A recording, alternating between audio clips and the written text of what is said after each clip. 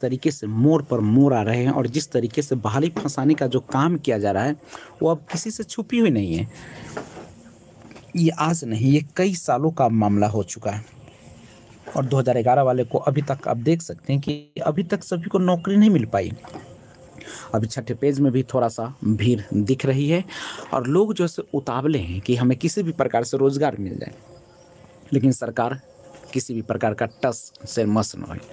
आप सभी को पता है कि अगस्त में छठे चरण की बहाली का जो समापन होगा ये होता है या नहीं, ये तो वक्त बताएगा, क्योंकि ऐन मौके पर सरकार कुछ ऐसे फैसले ले लेती है जो इस बहाली को काफ़ी दूर तक ले जाती है। छठे चरण में जिस तरीके से प्राथमिक वाले का मामला तो सुधर गया, सुलझ भी गया, लेकिन एसटीटी वाले का अभी भी फैसला रुका हुआ, चूँकि जब तक नियुक्ति पत्र मिल नहीं जाती है तब तक बिहार में आप पक्की ना समझे नौकरी।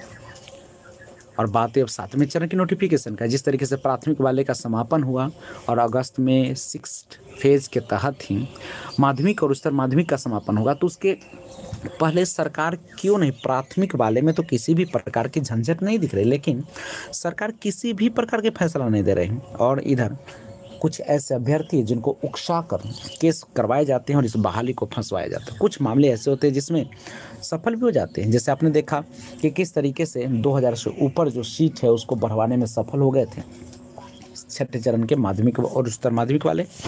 और उसी प्रकार से उन्होंने 2019 में जिन्होंने भी बीट किया उनका भी केस जीता गया। तो कुछ केस तो जेन्युइन होते हैं, लेकिन बहुत सारे ऐसे केस होते हैं जो जानबूझकर फैलाया जाता है और जानबूझकर इस बहाली प्रक्रिया को फंसाया जाता है। अब बात चली है नए सचिव यानी संजय कुमार के जाने के बाद अब जो नए सचिव आएंगे उनका बहाली पर उनका क्या असर होगा। सबसे बड़ी बात कि कोई भी सचिव या कोई भी हो, कितना भी बड़ा पोस्ट क्यों नहीं, यहाँ पे ब्यूरोक्रेसी में बहुत ज़्यादा धांधली होती है।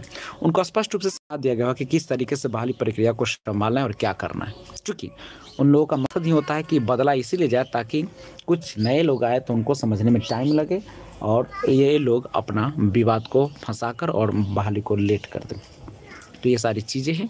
नए सचिव के आने से हमें नहीं लगता कि कोई प्रभाव नया सा पड़ेगा और जो नए सचिव होंगे उनको समझने बुझने में भी टाइम लगेगा और जो बातें उन तक पहुंचेगी एक जेन्युइन बातें पहुंचाया जाए, क्योंकि उनके आने से ही एक भीड़ सुमरेगी। लेकिन हम लोगों को मुख्य रूप से सीट बढ़ाने पर जोर दिया जाए और नोटिफिकेशन निकलवाने पर ही जोर दिया जाए तो ज़्यादा बेहतर होगा। तो छठे चरण समाप्ति की ओर जो है मुख्य रूप से जो चंदा वाली बातें आती है, जो पैसे इकट्ठे वाली बातें आती है, वही चूँकि इतनी ज़्यादा पैसा इकट्ठे हो जाती है कि कोई भी केस जो होता है किसी मोड़ पर चला जाता है। तो हमें उन चीज़ों से बचना होगा और मुकदमों से दूर होकर सबसे पहले बहाली खुलवाने पर जोर दिया जाए, ये बड़ी अहम बात है। और कोई भी सचिव आए या प्राथमिक शिक्षा निदेशक आए, इससे कोई फर्क हमें नहीं लगता कि पड़ता है, क्योंकि सभी जो होते हैं एक ही सिक्के के दो पहलू होते हैं और सभी जो होते हैं वह पहले से ही सीख कर ही आते हैं, उनको सिखा दिया जाता है कि किस तरीके से बोलना है। तो ये तमाम चीज़ें हैं, लेकिन हम लोग पर अब जोर देना है कि किसी भी प्रकार से छठे चरण यानी सातवें चरण की बहाली का नोटिफिकेशन जारी करवाया जाए। तो फिर नए समाचार के साथ आता हूँ। जय हिंद।